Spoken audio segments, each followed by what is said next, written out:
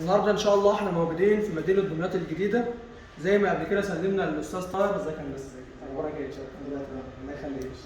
الاستاذ طاهر طبعا عرفنا عن طريق اليوتيوب والفيسبوك، عن طريق القناه والصفحه بتاعتنا. قبل كده جالنا ووريتكم ان هو استلم الشغل، بس احنا طبعا لازما بنيجي نبص على المكن بدل طالع من عندنا، لازما بنيجي بنفسنا نبص على المعدات ونتاكد ان هي طالعه سليمه.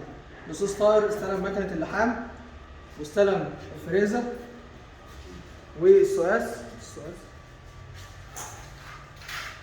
وكمان المنشار بالسندات بتاعته.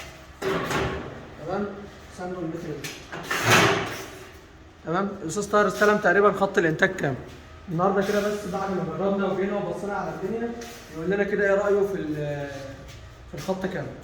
الصراحة الخط كامل حاجة محترمة جدا والشغل كله كويس، والمكنة بتاعت اللحام بتاعها طالع زيرو، والمنشار ما شاء الله كويس جدا، هو والاستندات بتاعته.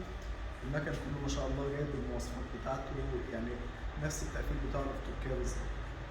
ماشي مش في حاجة. شرفنا بحضرتك يا طبعا باشا. بالنسبة للدعم الفني بتاعه شركة محترمة جدا، وأنصح أي حد إنه يتعامل معاه. الله يخليك حبيبي يا باشا. ماشي يا باشا. السلام عليكم.